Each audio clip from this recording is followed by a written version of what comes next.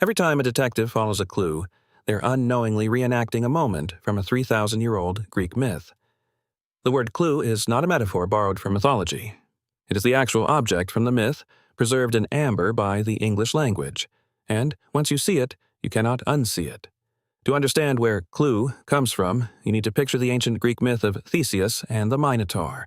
The Minotaur, half man and half bull, lived at the center of the labyrinth, a structure so deliberately complex that anyone who entered would wander forever and die inside. The Athenian hero Theseus volunteered to kill the beast, and a princess named Ariadne gave him a gift before he went in. Not a weapon, not a map, a ball of thread. He tied one end to the entrance, unspooled it as he went deeper, killed the Minotaur, and then followed the thread back out. Without that ball of thread, the victory was meaningless. He needed something to guide him through the chaos. That physical object, that humble ball of yarn, is the direct ancestor of the word clue. Origin story. The Old English and early Middle English word for a ball of yarn or thread was clew, spelled C-L-E. Toyu. It was a perfectly ordinary domestic word, the kind of thing you would find in any household, sitting in a basket next to the spinning wheel. It comes from Proto-Germanic roots, meaning it was native to the Germanic language family that gave English most of its core everyday vocabulary. This was not a fancy Latin borrowing. This was a common working-class noun. In Middle English, around the 13th and 14th centuries, the word appeared as clewy and also clewe, and both spellings were completely normal. Here is where spelling history gets interesting. During the Middle English period, English was absorbing a massive number of French words following the Norman conquest of 1066, and some of those borrowed French words ended in sounds spelled ue or eu. Words like blue and imbew were spelled with that yebu ending for a while. Eventually, those French origin words were reformed and standardized to end in ue instead. Think of blue replacing blue as the color spelling, or imbew replacing imbew. The native English word clue got caught up in this spelling reform process. Editors and printers of the late 1500s, surrounded by this trend of reforming ew endings to ue endings, applied that same logic to clue, even though it was not a French borrowing at all. The result was the alternate spelling clew, which began appearing in texts around the 1590s. The Oxford English Dictionary traces the figurative use of clew, meaning anything that guides or directs in an intricate case, to that same decade, the 1590s, making it one of the most precisely dated semantic shifts in the English language. So the timeline looks like this. You start with a Greek myth featuring a literal ball of thread used to navigate a maze. That concept of thread as guide filters into European culture and language over centuries. In English, the word for ball of thread is clew.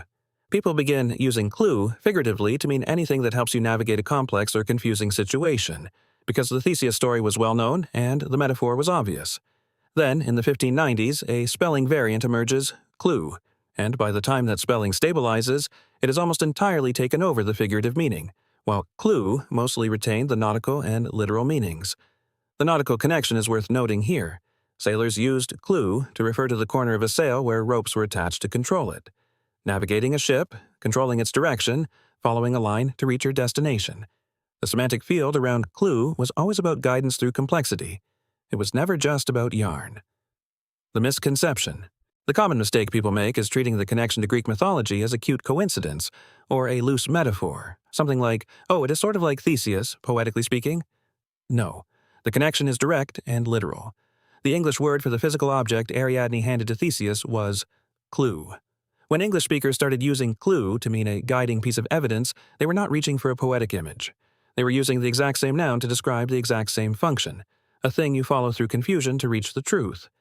There's also a misconception that clew is somehow more sophisticated or more modern than clue, as if the spelling change represented an upgrade or new word being coined. It did not.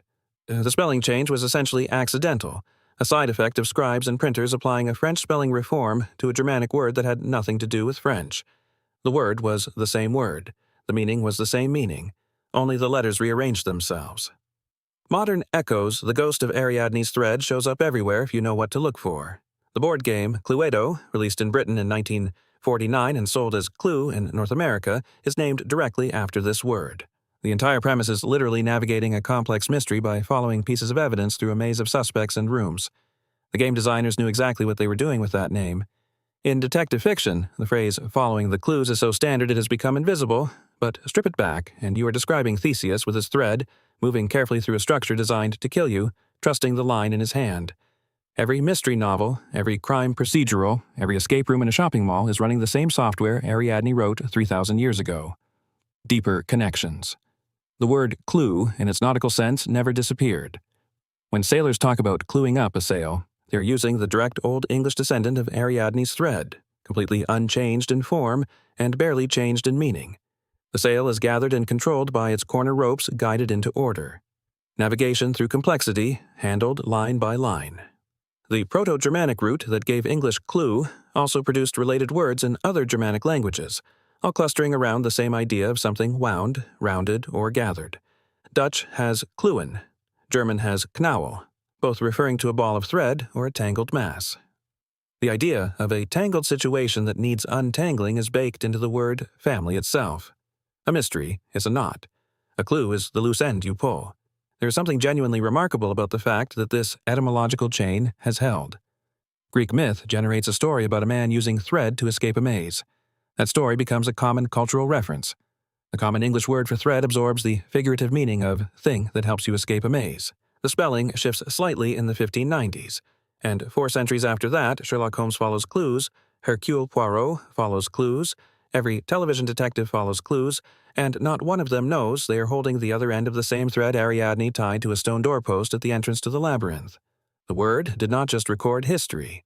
It carried the myth forward, embedded in the vocabulary of everyday problem-solving, hiding in plain sight for anyone willing to follow the thread back to its source. What is